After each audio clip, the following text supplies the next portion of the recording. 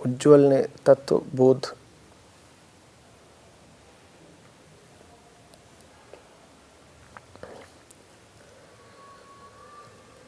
इक्कीस 2 से 21:5 को उद्धृत करते हुए कहा है कि आचार्य जी कृपया मन और बुद्धि के संबंध पर प्रकाश डालने की कृपा करें।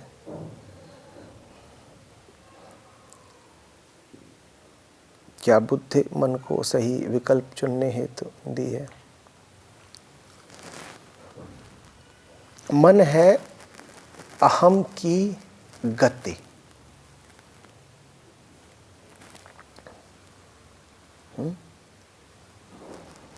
अहम एक तड़प है, वो शांत नहीं बैठ सकती,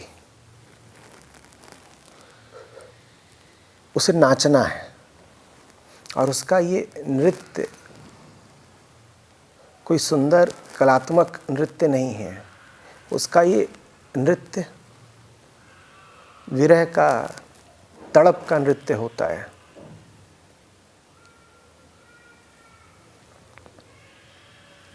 मन क्या है कि जैसे कोई व्यक्ति 10 तेज रोशनियों के नीचे नाचता हो, तड़प कर इधर उधर भागता हो और तुम उसकी छायाओं को देखो। गति तो है उसमें, पर सार्थकता कुछ नहीं। वो हर समय चलनशील तो दिखाई देगा, पर पहुंचता वो कहीं नहीं है।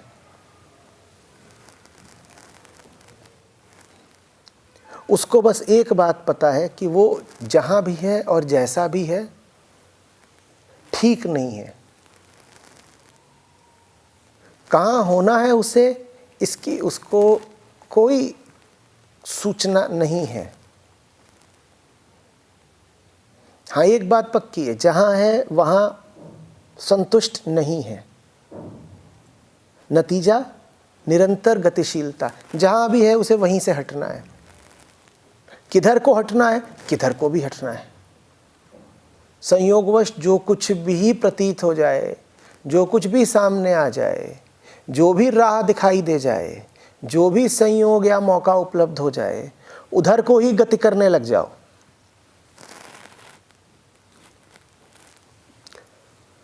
कोई तीर तुक्का नहीं, कोई आयोजन नहीं, कोई संरचना, कोई योजना नहीं,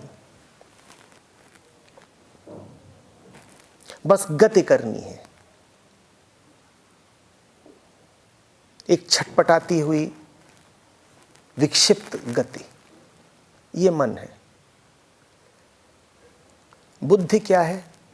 बुद्धि है उस गति को सार्थकता दे देना, प्रयोजन दे देना, उद्देश्य दे देना। बुद्धि है मन की गति को एक सार्थक मंजिल दे देना। चल तो रहे ही हो, चलो उधर को चलते हैं।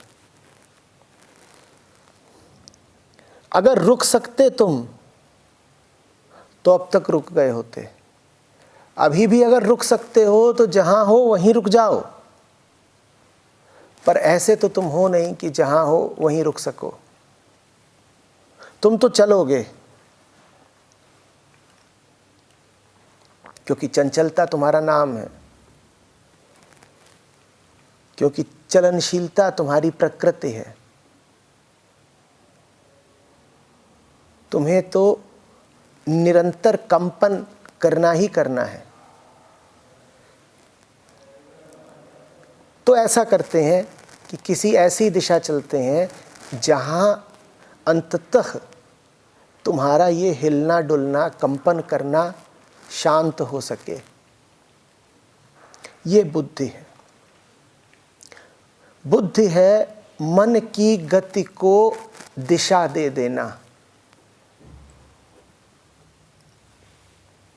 मन की गति को दिशा देना बुद्धि है, इंद्रियों की गति को दिशा देना बुद्धि है, और जीवन की गति को भी दिशा देना बुद्धि ही है।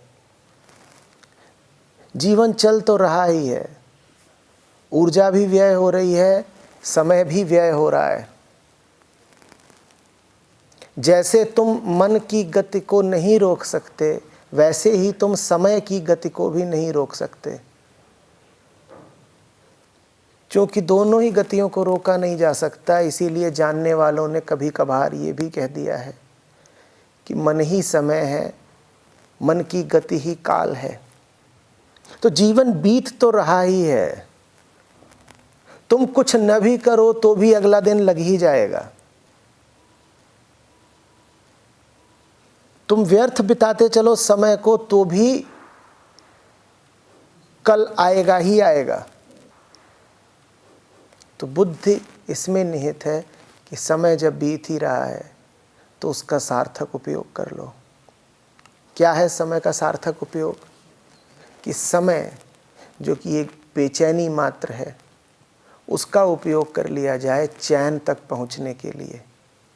ये बुद्धि है।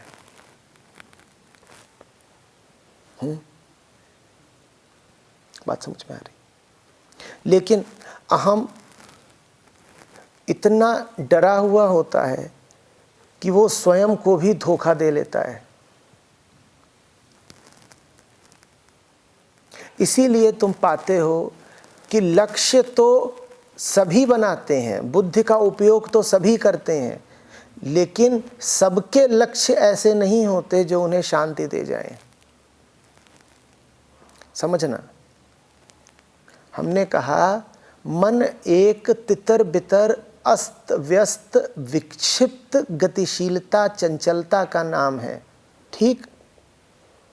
और हमने कहा कि बुद्धि का अर्थ है मन को, मन की गति को सही लक्ष्य और लक्ष्य की तरफ दिशा दे देना। लेकिन हम तो पाते हैं कि लक्ष्य सभी के पास है दुनिया में। वो लक्ष्य तो ऐसे नहीं लगते कि उनसे किसी को शांति मिले। लोग आमतौर पर जो लक्ष्य बनाते हैं और उनका पीछा करते हैं, वो लक्ष्य अधिकांशतः ऐसे ही होते हैं कि शांत क्या करेंगे और अशांत कर देंगे। ये अहंकार की आत्म प्रवंचना है। ये अहम का खुद को दिया गया धोखा है कि बुद्धि तो है ही, और बुद्धि की शक्ति लक्ष्य मांगती ही है। आदमी को जीने के लिए लक्ष्य चाहिए ही चाहिए। जानवरों की सीमित बुद्धि होती है तो सीमित लक्ष्यों से भी उनका काम चल जाता है। बंदर से पूछोगे तेरा लक्ष्य क्या, वो कोई लक्ष्य बता नहीं पाएगा। अधिक से अधिक इतना कहेगा कि वो अमरूद, उसके पास लक्ष्य होगा भी तो अमरूद से आगे का नहीं होगा। चिड़िया से पूछोगे तेरा लक्ष्य क्या, तो अधिक से अधिक इतना ही कह पाएगी कि घोंसला, इससे आगे का लक्ष्य। आदमी की विवशता है कि उसे लक्ष्य बनाना पड़ेगा, क्योंकि आदमी के पास बुद्धि है। पर अहंकार अपनी रक्षा के लिए लक्ष्य भी ऐसे बना लेता है जो शांति की जगह अशांति और बढ़ा दें। इसीलिए बुद्धि भी फिर दो तरह की हो जाती है। अहम से रहित बुद्धि को कहते हैं सुबुद्धि, और अहम युक्त बुद्धि को कहते हैं दुर्बुद्धि या कुबुद्धि। बहुत बड़े बड़े बुद्धिमान हैं जिनकी बुद्धि खूब चलती है, लेकिन उनकी जिंदगी नर्क है, क्योंकि उनकी तीक्ष्ण बुद्धि पर अहम का साया है। दिमाग उनका चलता तो बहुत है, पर अशांति की दिशा में ही चलता है। तो बुद्धि का होना मात्र पर्याप्त नहीं है। बुद्धि हो तो सुबुद्धि हो, नहीं तो निर्बुद्धि होना बेहतर है कुबुद्धि होने से।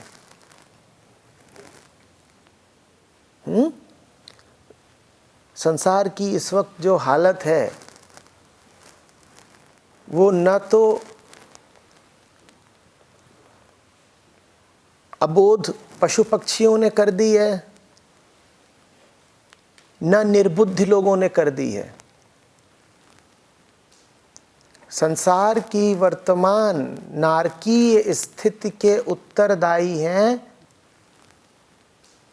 कुबुद्धि, तीक्ष्ण बुद्धि लोग।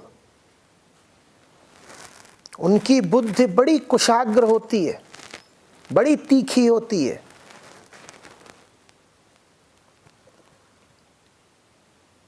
उनकी बुद्धि ऐसी होती है कि सामान्य आदमी पार ही न पा पाए, वो आपको नचा दें। वो दुनिया के ऊंचे ऊंचे पदों पर बैठे हैं, व्यापार उनके हाथ में है, सत्ता उनके हाथ में है, तमाम तरह की ताकत उनकी मुट्ठी में है। उनकी बुद्धि बड़ी तीक्ष्ण है।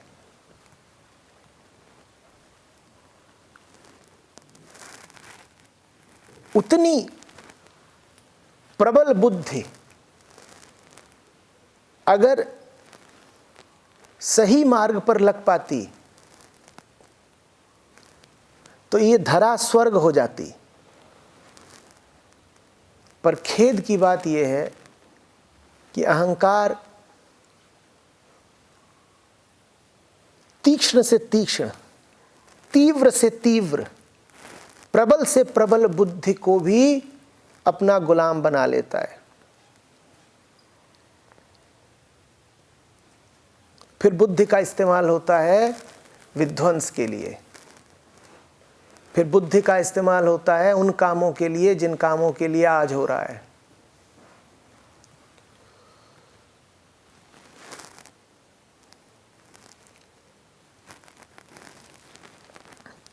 पिछले 10 वर्षों में ही दुनिया में वन्य जीवन घट करके आधा रह गया है।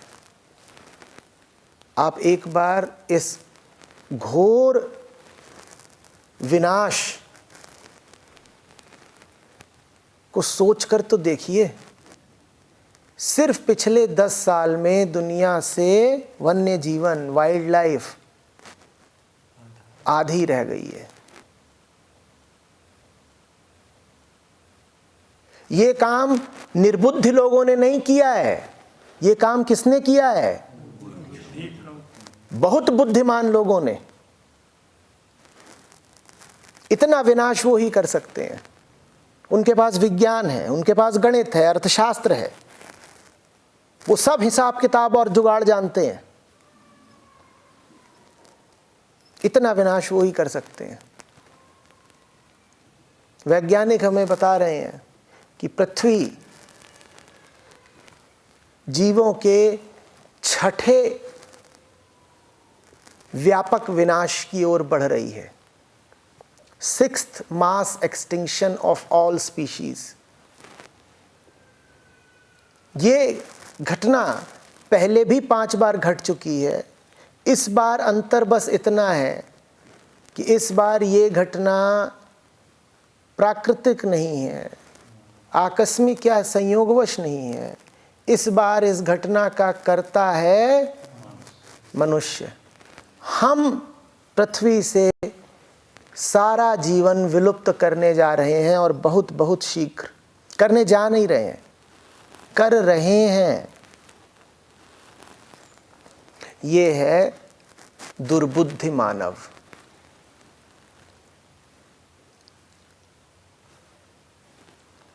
इसीलिए आदमी थोड़ी कम बुद्धि का रह जाए तो ठीक है, कोई बड़ा नुकसान नहीं हो गया। बुद्धि जिसको आप आम तौर पर आईक्यू से नापते हो वो थोड़ी कम भी रह गई तो कोई बात नहीं।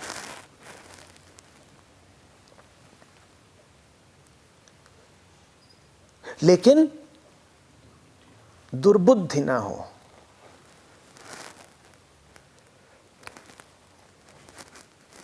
सुदामा रह जाए कोई बात नहीं, शकुनी ना हो जाए। सुदामा रह जाएगा तो अधिक से अधिक गरीब ही रह जाएगा, शकुनी हो गया तो महाभारत कराएगा। और बुद्धि बड़ी तीखी थी शकुनी की। शकुनी की बुद्धि का कोई पार नहीं पाता था।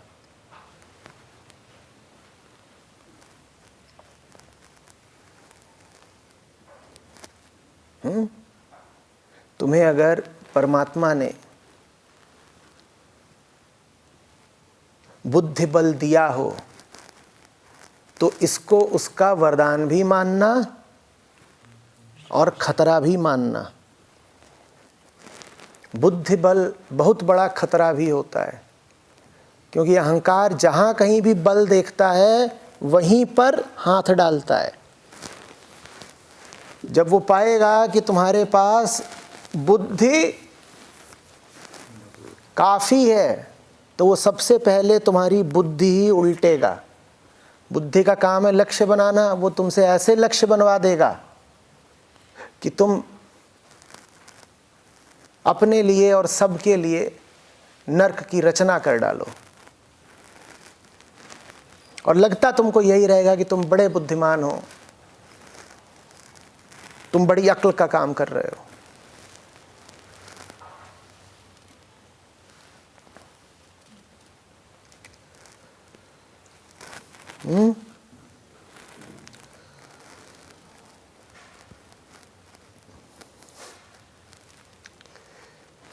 बेवकूफ तो खतरनाक होते ही हैं। अक्ल वाले बेवकूफों से कहीं ज्यादा खतरनाक होते हैं। अक्ल वालों से बचना।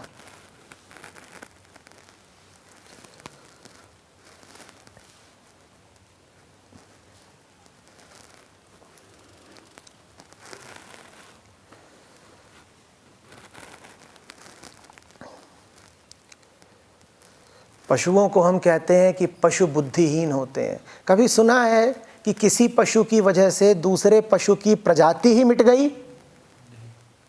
कभी सुना है कि शेर की वजह से हिरणों का वजूद ही खत्म हो गया? सुना है?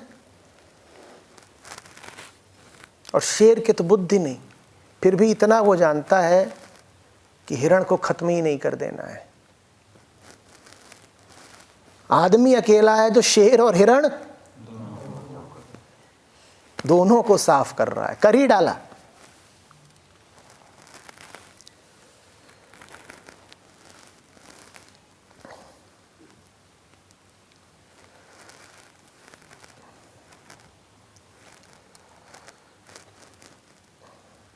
और अब कह रहा है कि अब हम जाकर के मंगल ग्रह पर बसेंगे। ये पृथ्वी तो वैसे भी बर्बाद हो गई, राख हो गई, धुआं धुआं और कचरा हो गई। चलो भाई मार्स मिशन लगाओ जरा।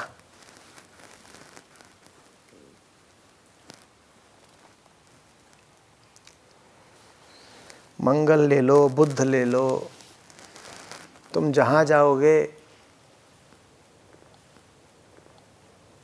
वहां बर्बादी ही ले जाओगे।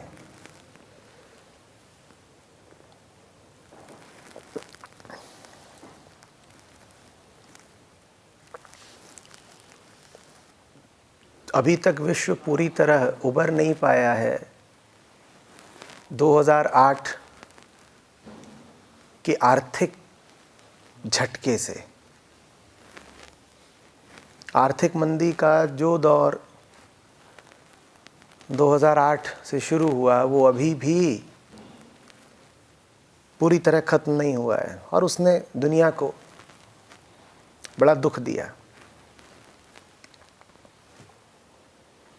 आपने अगर उसके बारे में पढ़ा होगा तो आपको पता होगा कि वो जो पूरी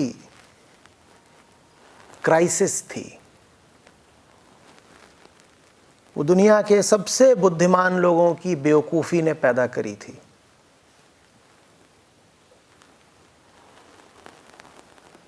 दुनिया के अग्रणी MBA,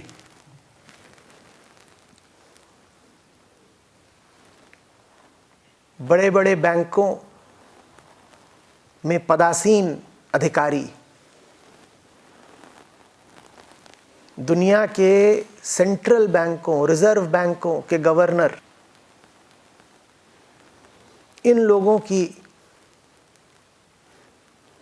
धन लोलुपता से, पूंजी लोलुपता से वो मेल्ट डाउन आया था। बुद्धि तो थी उनके पास, पर बुद्धि से ज्यादा लालच था।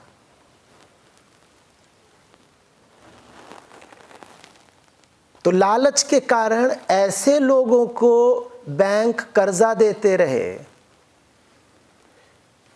जो कभी उस कर्जे को लौटा पाने की स्थिति में ही नहीं थे। ऋण दिए जा रहे हैं, बैंकों की किताबें लंबी और बड़ी होती जा रही हैं,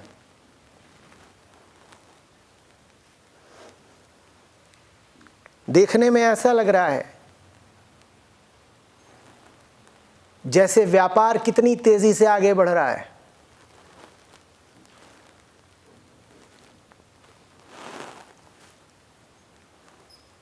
जैसे कि आपकी शराब की दुकान हो,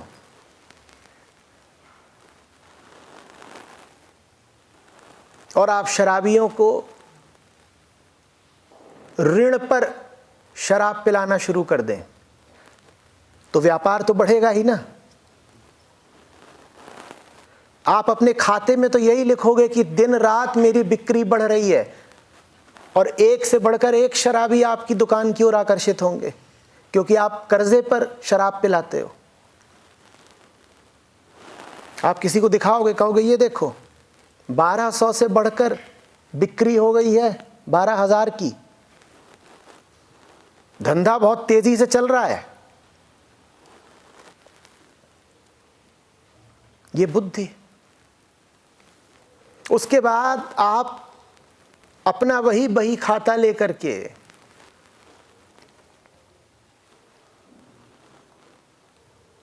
जाते हो किसी अन्य व्यवसायी के पास और उससे कहते हो कि देखो मेरा इतने का व्यवसाय है,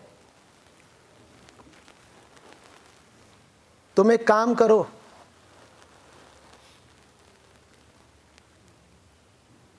मुझे ऋण पर घर दे दो। और वो कहता है बिल्कुल अभी देता हूं, इतना बड़ा आपका व्यवसाय है, आपको घर नहीं दूंगा तो किसको दूंगा, और वो भी दे देता है।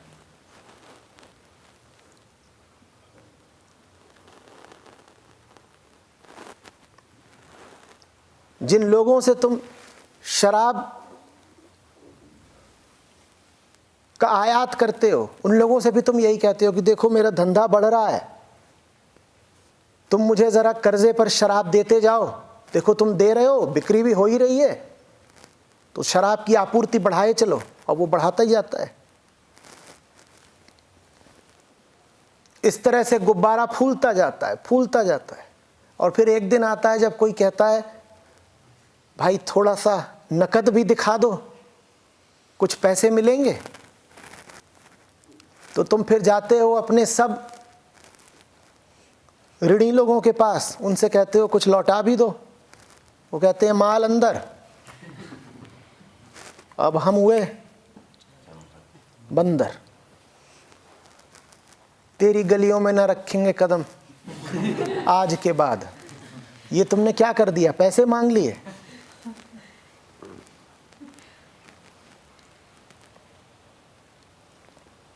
और फिर वो हुआ जिसको तुम कहते हो world economic meltdown. Layman brothers, दुनिया का अग्रणी इन्वेस्टमेंट बैंक, झड़ के गिर गया, बंद ही हो गया। तुम्हें क्या लगता है उसमें दुर्बुद्धि लोग नहीं थे तो और कौन था? साधारण लोगों को तो उस बैंक में प्रवेश ही नहीं मिलता था। तुम्हें बहुत शार्प होना चाहिए अगर तुम्हें वहाँ पर प्रवेश चाहिए तो। दुनिया के सबसे शातिर और मंजे हुए दिमाग के लोग वहाँ काम करते थे, और वो बैंक डूब गया। ये होती है दुर्बुद्धि, बुद्धि जिस पर लालच की छाया पड़ गई, बुद्धि जिसको अहंकार ने अपने वश में कर लिया, बुद्धि जो न जाने क्या क्या कर सकती थी पर अंततः सिर्फ आत्मघात कर बैठी।